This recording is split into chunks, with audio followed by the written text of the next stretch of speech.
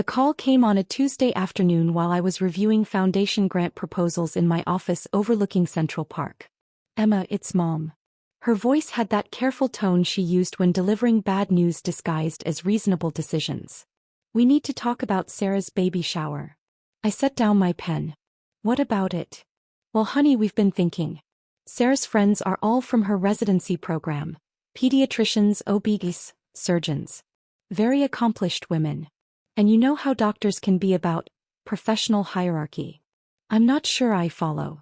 What I'm saying is they might ask you questions about your work, and when you explain you're in nonprofit administration they might be judgmental. Sarah doesn't want anyone feeling uncomfortable on her special day. The words landed like small cuts. Clean. Precise. Designed to hurt without seeming intentional. So I'm not invited to my sister's baby shower. It's not that you're not invited, sweetie. It's just, maybe it's better if we keep it to her professional circle. You understand, right? These women are very particular. I stared out at the Manhattan skyline. 47 stories below, people moved through their lives, unaware that in this glass tower, a woman was being uninvited from her sister's celebration because her career wasn't impressive enough. I understand, I said quietly. Oh good. I knew you'd be mature about this. We'll have a private family dinner later, just the four of us. That'll be nicer anyway. When's the shower? This Saturday at the Rosewood Hotel. 2 o'clock. Sarah reserved the garden terrace. It's going to be beautiful. The Rosewood. I knew it well. I'd hosted 3 foundation galas there. That sounds lovely. It will be. And Emma, this isn't personal. You know we love you. But sometimes it's better to be practical about these things. After she hung up, I sat in silence for a long moment. Then I opened my laptop and pulled up my calendar. Saturday 2 p.m. I had blocked off for personal time. I'd planned to attend Sarah's shower, bringing the custom-engraved silver rattle I'd commissioned from Tiffany. Instead I sent a different message. 2. Jameson Foundation Board of Directors Saturday meeting strategic review required. I typed carefully, professionally. An urgent matter requires board attention. I'm calling an emergency meeting for Saturday 2:30 p.m. to discuss recent developments with our hospital partnerships. Specifically, we need to review the status of our $25 million commitment to Presbyterian Heights Medical Center. Details to follow. I hit send. Then I opened my personal contacts and found Dr. Helena Reeves, Chief of Surgery at Presbyterian Heights. We'd had lunch monthly for 3 years, ever since the Jameson Foundation had partnered with her hospital for a pediatric cancer wing. Me. Dr. Reeves, are you attending a baby shower at the Rosewood Saturday? Helena. Yes. Sarah Chen's shower. Do you know her? Me, she's my sister. Helena. Your sister. Why didn't you mention this? Are you coming? I'd love to introduce you to the other attendees. Me. Unfortunately, I wasn't invited. Family dynamics. 3 dots appeared. Disappeared. Appeared again. Helena. That's odd. Sarah talks about you sometimes. Says you work in nonprofit admin. Makes it sound very entry-level. Me, she's not wrong. I do work in nonprofit administration. Helena. Emma, you're the executive director of the Jameson Foundation. That's not nonprofit admin. That's one of the most powerful positions in medical philanthropy. Me, Sarah doesn't know that. Helena, how does she not know that? Me, because I've never corrected her assumptions. It seemed easier than explaining. Helena, and now she's excluded you from her shower because she thinks you're not successful enough for her doctor friends. Me, something like that. Helena. Emma, Presbyterian Heights received $8 million from Jameson last year. Sarah did her residency there. She's been bragging to everyone about working at the most well-funded hospital in the city. She has no idea that funding came from you? Me, no. Helena. This is absurd. Me, it's fine. I'm used to it. Helena. It's not fine. But I respect your privacy. What's this about Saturday? Me. I'm calling an emergency board meeting. 2:30 p.m. We need to review our hospital partnerships. Helena. All of them?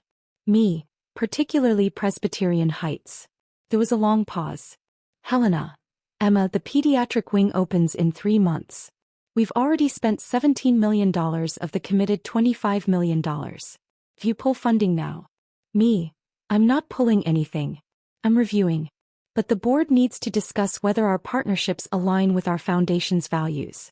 Specifically, whether we're supporting institutions whose staff demonstrate the kind of character we want to promote. Helena, this is about Sarah. Me, this is about institutional values. Helena, Emma. Me, Helena, I've given Presbyterian Heights $25 million over 3 years. I've attended every fundraiser. I've personally recruited donors. And my sister, who works at your hospital, has decided I'm not accomplished enough to attend her baby shower. That's her choice. But it's also my choice to ensure foundation resources support environments that value all contributions, not just the ones that come with MD credentials. Helena, point taken. But you should know, if the board questions our partnership Saturday, word will get out. Sarah's shower will be full of Presbyterian Heights staff. They'll hear about it. Me, I'm aware. Helena, and you're okay with that? Me, I'm okay with the truth being visible. I sent the message and leaned back in my chair. Imogen. That's what my family called me. My legal name. The name on my birth certificate and driver's license. But professionally I was Emma Jameson. The hyphenated name I'd taken when my grandmother, Catherine Jameson, had named me successor to her foundation. Grandmother Catherine had built Jameson Medical Foundation from nothing. Started with a $50 million inheritance from her pharmaceutical executive husband and turned it into a $780 million philanthropic powerhouse. When she died 5 years ago, she'd left the foundation to me with one instruction: give it to people who'll use it to heal, not to stroke their own egos. I'd been executive director since I was 31. I controlled grant distributions, fundraising, strategic partnerships. Last year alone, we distributed $94 million to medical research, hospital infrastructure and community health programs. My family knew I worked for Grandmother Catherine's charity. They knew I did grant paperwork. They'd never asked about titles, responsibilities or scope. Sarah, 4 years older, pediatric surgeon, my parents' pride, had always been the successful daughter. Harvard undergrad. Johns Hopkins Medical School. Residency at Presbyterian Heights. Now chief pediatric surgical resident with a promising career ahead. I was the daughter who'd gone to just Georgetown and ended up in nonprofit work. Never mind that Georgetown's public policy program had led directly to a fellowship at Jameson Foundation, which had led to Grandmother Catherine mentoring me personally for 6 years. My parents introduced Sarah as our daughter, the surgeon. They introduced me as Emma, she works for a charity. I'd stopped correcting them when I'd realized the truth. They needed Sarah to be the successful one. That narrative was comfortable for them. Changing it would require them to reassess 36 years of family dynamics. So I'd let them believe what they wanted. But now Sarah had crossed a line. Not attending the baby shower was one thing. Being explicitly told I wasn't accomplished enough for her doctor friends, that required a response. Not a petty response. Not revenge. Just clarity. Saturday morning arrived cold and gray. I dressed in a charcoal Armani suit, the one I wore to board meetings when I needed to project authority. Pulled my hair into a sleek bun. Minimal jewelry except for Grandmother Catherine's diamond studs. At 1:45 p.m. my phone buzzed. Sarah, baby shower starting soon. Wish you could be here, but I know you understand why it's better this way. Love you. I didn't respond. At 2:15 p.m., I walked into the Jameson Foundation's emergency board meeting. 12 board members, all distinguished medical professionals and philanthropists. The room overlooked the East River, floor-to-ceiling windows, modern minimalist design. Thank you all for coming on short notice, I began. We need to discuss our hospital partnerships, specifically Presbyterian Heights Medical Center. Dr. Richard Thornton, board chairman and former Surgeon General, leaned forward. Emma, we've committed $25 million to Presbyterian Heights. The pediatric wing is nearly complete. What's the concern? The concern is institutional culture. We've invested significant resources in Presbyterian Heights based on their commitment to inclusive, patient-centered care. I need to verify that culture extends to how they treat all contributors, not just those with medical degrees. Board member Patricia Zhao, retired hospital administrator, frowned. Has something happened? I've become aware that some staff at Presbyterian Heights operate under a hierarchy that values only certain types of professional achievement. They've demonstrated a pattern of dismissing non-medical professionals as less valuable. That's concerning, Richard said. Do you have specific examples? I do. But I'd like to table detailed discussion until we can hear from Presbyterian Heights leadership directly. I've invited Dr. Helena Reeves, their chief of surgery, to join us at 2:45. She's coming here? During Sarah Chen's baby shower. Patricia's eyes widened. Emma, isn't Sarah your sister? Yes. Understanding rippled through the room. Richard cleared his throat. Emma, are you conflating personal family matters with foundation business? I'm ensuring that foundation resources support institutions whose values align with our mission. If Presbyterian Heights staff believe that only physicians contribute meaningfully to medical care, if they actively exclude and diminish other professionals, then we need to reconsider whether they're the right partner for a foundation built on inclusive excellence. The room fell silent. At 2:47 p.m., my assistant showed Dr. Helena Reeves into the conference room. She looked stressed, still in her dress from the shower, clearly having left early. Dr. Reeves, thank you for coming, I said formally. The board has questions about institutional culture at Presbyterian Heights. Helena sat, glancing at me with an expression that said, I can't believe you're actually doing this. Richard spoke first. Dr. Reeves, Emma has raised concerns about how Presbyterian Heights values non-medical professionals. Can you speak to your institution's culture? Helena took a breath. Presbyterian Heights has always prided itself on collaborative, interdisciplinary care. We employ and respect a wide range of professionals: nurses, administrators, social workers, researchers. Our mission statement explicitly values all contributions to patient care. And in practice? Patricia asked. In practice, we're human. Sometimes medical staff can be hierarchical. It's an industry-wide problem. Physicians sometimes fail to recognize that healing happens through many hands, not just surgical ones. Has the foundation ever expressed concerns about this before? Richard asked. No. Emma has been nothing but supportive. She's attended every fundraiser, recruited major donors, championed our pediatric cancer wing personally. So why are we discussing this now? Helena hesitated, looking at me. I nodded. Because, Helena said carefully, I attended a baby shower this afternoon for Dr. Sarah Chen, one of our surgical residents. During the shower, Sarah's mother mentioned that Sarah's sister couldn't attend because she works in nonprofit admin and wouldn't fit in with all the accomplished women here.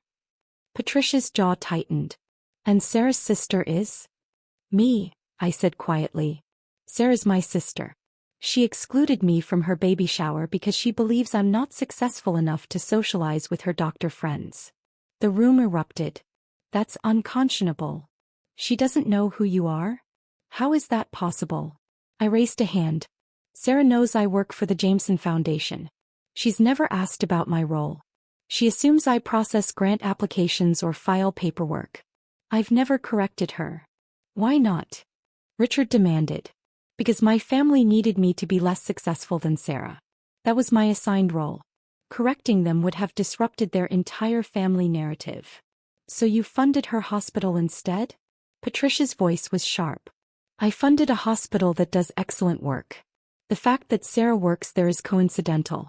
But her attitude, the dismissiveness toward non-medical professionals, the assumption that only physicians contribute meaningfully, that represents a cultural problem we should consider. Helena spoke up. If I may, this afternoon at the shower, several attendees made comments about lesser professions and people who couldn't cut it in medical school. The attitude Emma describes is real. It exists in our institution. And you're the chief of surgery, Richard said. What are you doing about it? Honestly, not enough. I've focused on clinical excellence and assumed cultural issues would sort themselves out. Today made me realize they won't. Richard looked at me. Emma, what do you want? I want Presbyterian Heights to demonstrate that they value all contributions to healthcare, not just those made by physicians. I want institutional leadership to address the hierarchical culture that allows staff to dismiss and diminish other professionals. And I want to ensure that foundation resources support environments where excellence is recognized in all its forms. And if Presbyterian Heights doesn't meet those standards, then we complete our current commitments and redirect future funding to institutions that do. Helena's face went pale. Emma, Presbyterian Heights receives more foundation funding than any other hospital in the region. If you redirect that, then perhaps Presbyterian Heights should ensure its culture reflects the values that attracted that funding in the first place. Richard looked around the table. Board members' thoughts. The discussion lasted 40 minutes. Every board member agreed. Institutional culture mattered. If Presbyterian Heights demonstrated systemic dismissiveness toward non-medical professionals, that conflicted with foundation values. Finally, Richard said, Dr. Reeves, the board's decision is this. We'll continue current commitments, but all future funding is contingent on Presbyterian Heights implementing measurable cultural change. We want quarterly reports on initiatives to address professional hierarchy. We want staff training on interdisciplinary respect. And we want visible leadership commitment to valuing all contributions to patient care. I understand, Helena said quietly. You have 90 days to present an action plan. Until then, all new grant applications are frozen. After Helena left, the board members lingered. Patricia approached me. Emma, that took courage. It took reaching a breaking point.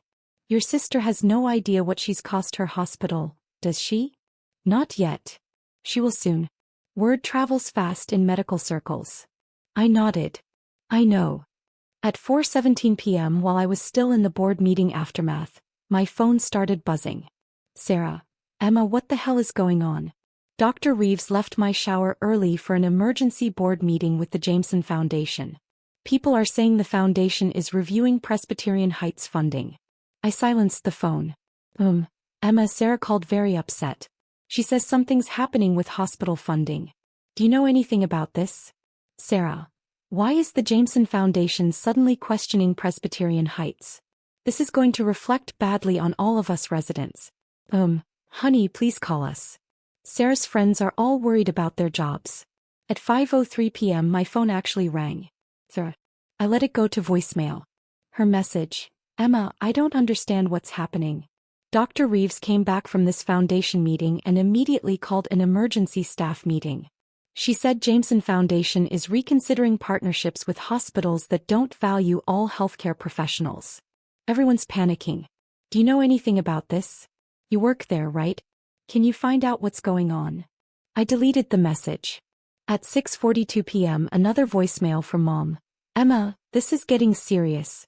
Sarah's colleagues are saying the Jameson Foundation might pull $25 million in funding.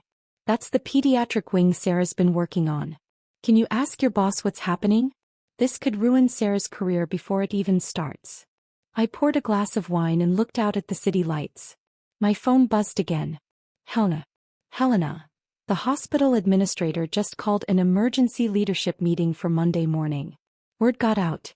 Your name came up. Sarah asked if anyone knew Emma Chin from the foundation.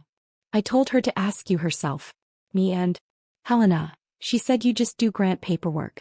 Someone showed her the foundation website. The executive team page. Your photo and bio. She went completely silent. Me, what does my bio say? Helena. Emma Jameson, Executive Director. Emma leads strategic direction for the Jameson Medical Foundation's $94 million annual distribution budget. Previously served as Director of Strategic Partnerships and completed a fellowship in medical philanthropy at Georgetown University. She holds degrees in public policy and healthcare administration. Under her leadership, the foundation has distributed over $380 million to medical research and hospital infrastructure. Me, comprehensive. Helena. Emma, she had no idea. She literally said, that can't be my sister. My sister works in admin. Me, what did you say? Helena. I said that administration at the executive level means controlling hundreds of millions of dollars in medical funding. That grant paperwork means deciding which hospitals get world-class pediatric wings and which ones don't. That maybe she should have asked you about your actual job instead of assuming. Me, how did she react? Helena. She asked for your phone number. I told her she already had it. At 7:28 p.m. Sarah called again. This time I answered. Emma. Her voice was tight. I need you to tell me something. Okay. Are you Emma Jameson, Executive Director of the Jameson Foundation? Yes. Silence. Long, painful silence. You're the person who controls the $25 million grant to Presbyterian Heights. I'm the person who recommended that grant to the board, yes. The board approved it. And today you called an emergency board meeting to reconsider. To review our hospital partnerships, yes. Because of what? Because I didn't invite you to my baby shower. Because you didn't invite me to your baby shower because you thought I wasn't accomplished enough to socialize with your doctor friends. There's a difference. Emma, that's not, I didn't mean. You meant exactly that, Sarah. Mom called me Tuesday and said your friends are all from your residency program, very accomplished women, and that they might be judgmental about my work in nonprofit administration.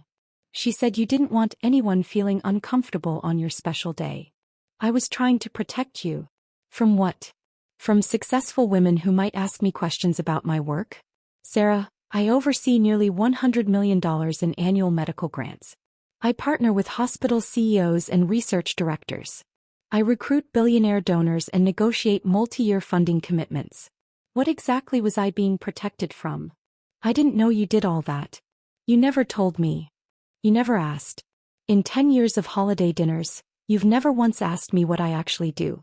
You've asked me if my job has good benefits, if it's stressful, if I'm happy doing charity work. But you've never asked about my responsibilities, my budget, my strategic decisions. Because you said you worked in grant administration. I said I worked for the Jameson Foundation in grant administration. Which is accurate. I administer grants. It's just that, administer, at my level means, direct the distribution of $94 million annually. But you heard administration and decided that meant I was a paper pusher. Sarah's voice cracked. So you're punishing my hospital because I made assumptions about your job? I'm not punishing anyone. I'm ensuring that foundation resources support institutions whose culture aligns with our values. Presbyterian Heights has a problem with professional hierarchy. Staff there, including you, operate under the assumption that only physicians contribute meaningfully to healthcare. That conflicts with our foundation's mission. That's not fair. Isn't it? Sarah, you excluded me from your baby shower because you thought my career was too unimpressive for your doctor friends. You made that decision based entirely on professional hierarchy. You demonstrated exactly the cultural problem I'm concerned about. Emma, if the foundation pulls funding, the pediatric wing won't open. I've been working on that project for a year. It's going to be my specialty focus. Then maybe Presbyterian Heights should demonstrate that they value all the people who make that wing possible. The administrators who coordinate construction. The fundraisers who secure donations. The grant directors who approve funding. The foundation executives who champion the project.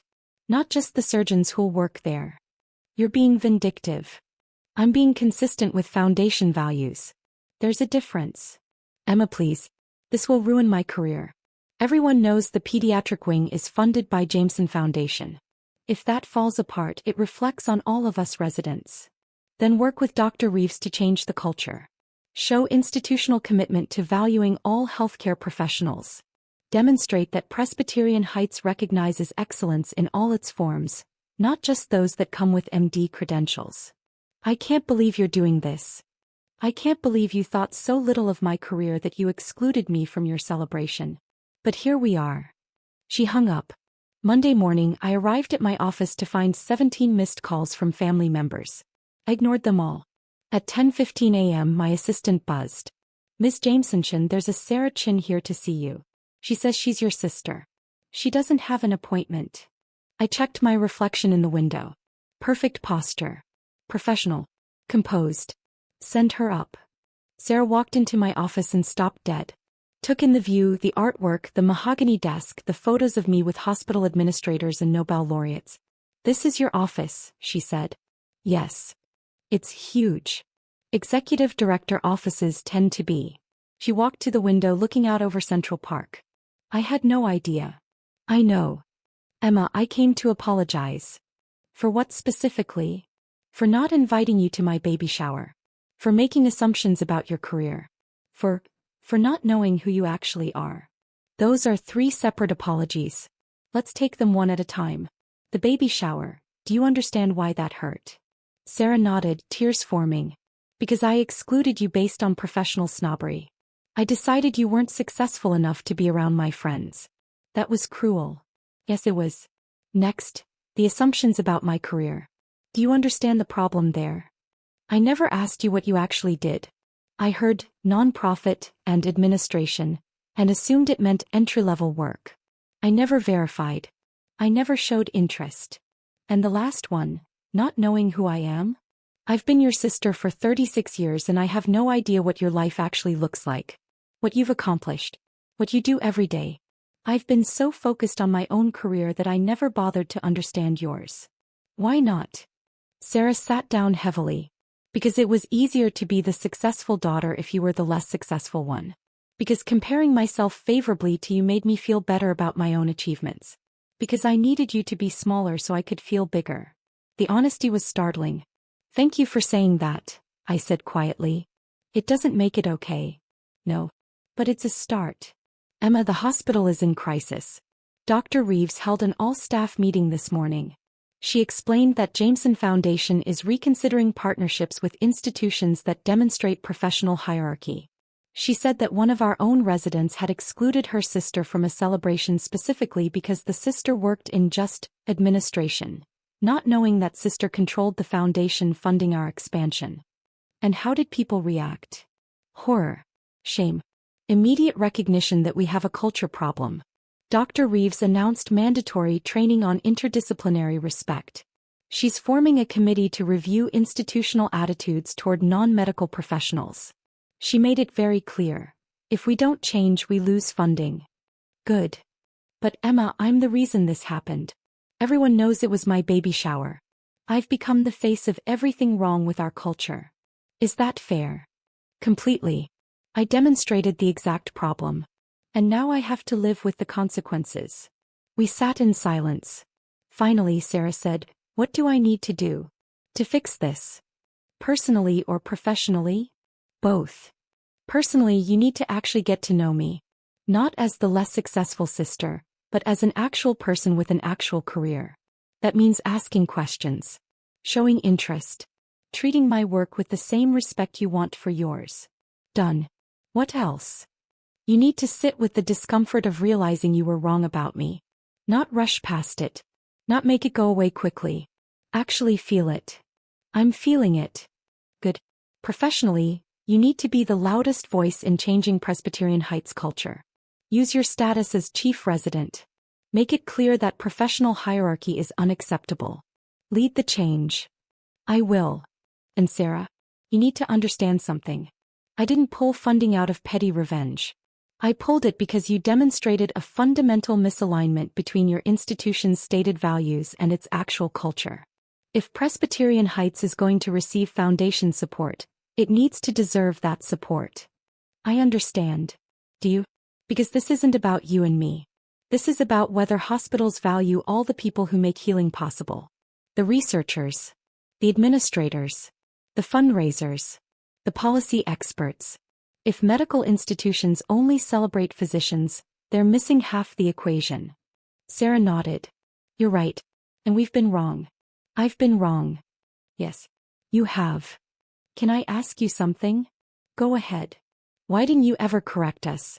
Why didn't you make us see you? I thought about that. Because fighting for recognition is exhausting. Because I was tired of justifying my worth. Because I decided it was easier to build something undeniable than to constantly argue for acknowledgement. And then I made you argue anyway. No. You made me set a boundary. There's a difference. I'm not arguing for acknowledgement anymore, Sarah. I'm requiring it. And if institutions or family members can't provide it, I'm redirecting my energy elsewhere. She walked to my desk. I want to do better. As your sister. I want to actually know you. That takes time. I have time. This baby isn't coming for 4 months. You're inviting me to be part of that? I'm begging you to be part of it. Emma, I want my daughter to know her aunt. The real one. Not the version I invented. I want her to grow up understanding that success comes in many forms. That leadership isn't just about surgical skill. That the woman who funds pediatric wings is just as important as the woman who operates in them. Something in my chest loosened. I'd like that, I said quietly. Can we start over? Actually start over. We can try. Sarah pulled out her phone. Tell me about your work. Really tell me. I want to understand what you do every day. So I told her. About the grant review process. The strategic partnerships. The donor cultivation. The foundation board meetings where we decided which medical innovations deserved funding. About the pediatric cancer wing at Presbyterian Heights. How I'd personally recruited 3 major donors. How I'd championed the project through 2 years of foundation reviews. How I'd negotiated the $25 million commitment. About the other hospitals we supported. The research labs. The community health programs. Sarah listened. Really listened. Asked questions. Took notes. Emma, you've built something incredible. Thank you. And I've been treating you like you were unsuccessful. Yes. I'm so sorry. I know. 3 months later, Presbyterian Heights opened the Jameson Pediatric Cancer Wing. The dedication ceremony was beautiful. Families, staff, board members all celebrating. Dr. Reeves gave a speech about interdisciplinary excellence. About how healing required collaboration between physicians, nurses, researchers, administrators, and philanthropists. About how the wing existed because of contributions from dozens of professionals, not just surgeons. Then she introduced me. I'd like to recognize Emma Jameson, Executive Director of the Jameson Foundation. Without Emma's vision, fundraising, and strategic leadership, this wing wouldn't exist. Emma, would you say a few words? I stood at the podium looking out at the crowd. My family sat in the front row. Mom, Dad, Sarah holding her newborn daughter. When we fund medical infrastructure, I began, we're not just building walls and buying equipment. We're investing in possibility. In the chance that a child diagnosed with cancer will find hope. In the belief that healing happens when talented people work together toward a common goal. I paused, looking directly at Sarah. This wing exists because of physicians who treat with skill and compassion. Because of nurses who provide round-the-clock care. Because of researchers who develop new protocols. Because of administrators who coordinate complex systems. Because of donors who believe in the mission. And because of foundation staff who champion these projects. Every single person in this chain matters. Not just the ones with the most visible roles. Not just the ones with MD credentials. Everyone. And when institutions recognize that, when they truly value all contributions, that's when extraordinary things become possible. The applause was warm, genuine. After the ceremony, Sarah approached with her daughter. Emma, I'd like you to meet Catherine. Named after grandmother. I looked at the tiny face, the alert eyes. Hello, Catherine, I whispered. I want her to know her Aunt Emma, Sarah said. The real one. The one who builds pediatric wings and changes hospital cultures and doesn't need anyone's permission to be extraordinary. That's a lot of pressure for an aunt. You can handle it. You're executive director of a $780 million foundation. I smiled. When did you memorize that figure? When I started actually paying attention to your career. Emma, I've been telling everyone about you. At the hospital. At family gatherings. Anyone who'll listen. My sister runs the Jameson Foundation. She's one of the most influential people in medical philanthropy. That's generous. It's true. And I should have been saying it for years. Mom approached, dabbing her eyes. Emma, that speech was beautiful. We're so proud of you. Thank you, Mom.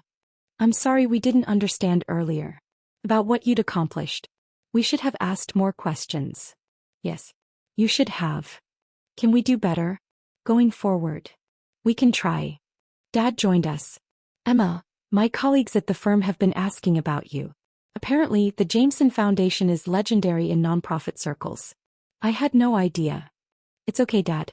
You know now. It's not okay. We let you be invisible for too long. That changes now. And it did change. Fully. Imperfectly. But it changed. Family dinners became actual conversations about my work. Holiday gatherings included questions about foundation projects. Sarah called regularly not just for big events but to ask how my week had been. The transformation wasn't instant. Years of dismissal don't disappear overnight. But it was real. And that was enough. 6 months after the pediatric wing opened, I received a letter from Presbyterian Heights. Dr. Reeves had written to inform me that the hospital had completed its cultural transformation initiative. Staff training on interdisciplinary respect. New policies valuing all professional contributions. Measurable improvements in how non-medical professionals were treated. The letter concluded, "This change began with a difficult conversation. With your willingness to demand better. We're grateful for your leadership and your refusal to accept a culture that didn't deserve your foundation's support." I called the board meeting. Presbyterian Heights has done the work, I told them. They've demonstrated genuine cultural change. I recommend we approve their application for the next phase of funding. Richard smiled. The research lab expansion? Yes. $18 million over 3 years. And you're confident they've earned this? I am. The board voted unanimously to approve. After the meeting, Patricia pulled me aside. "Emma, what you did, forcing institutional change by threatening to withdraw funding, that was controversial. Some people thought it was too personal." It was personal. And it was also right. I agree. But not everyone would have had the courage to do it. I didn't need courage, Patricia. I just needed to be tired enough of being diminished. She laughed. Well, whatever it was, it worked. Presbyterian Heights is a better institution because of you. And your sister is a better person. She's trying. That's what matters. A year after that baby shower I wasn't invited to, Sarah hosted a first birthday party for Catherine. The invitation arrived by mail, formal and beautiful. You're invited to celebrate Catherine's first birthday. Saturday, 2 p.m., Rosewood Hotel Garden Terrace. We can't wait to celebrate with the people who matter most. At the bottom in Sarah's handwriting, "Emma, please come. It wouldn't be the same without you. Your family. And this time I know exactly who you are." I went to the party. The same doctors were there. The same accomplished women who'd attended the baby shower. This time Sarah introduced me properly. "Everyone, this is my sister Emma. She's the executive director of the Jameson Foundation. She's the reason Presbyterian Heights has world-class facilities. She's one of the most respected people in medical philanthropy. And I'm incredibly proud to be her sister." The doctors looked at me with new recognition. Several approached to thank me for foundation support. To ask about grant opportunities. To treat me like the professional I'd always been. It was gratifying. But it wasn't why I'd come. I'd come because Sarah had asked. Because she'd done the work of seeing me. Because she'd earned the right to celebrate with me. As the party wound down, Sarah found me on the terrace. "Thank you for coming. Thank you for inviting me. Properly this time. Emma, I've been thinking about that baby shower. About what I said. What I believed about you. We've moved past that. Have we? Because I'm not sure I have. I wake up sometimes remembering that I excluded you because I thought you weren't successful enough. It makes me sick. Sarah, you're allowed to forgive yourself." "Am I? Even though I was so wrong. Especially because you were wrong. You recognized it. You changed. That's what matters. I want Catherine to grow up different from me. I want her to ask questions. To never assume someone's worth based on job titles or degrees. To understand that success has many faces. Then teach her that. I will. With your help. Emma, will you be part of her life? Really part of it? I'd like that." We watched Catherine toddle across the grass, chasing bubbles, laughing. "She's lucky," Sarah said. "To have you as an aunt. I'm lucky to be included." "You were always included, Emma. I just couldn't see it. But I see you now. And I'm not looking away again."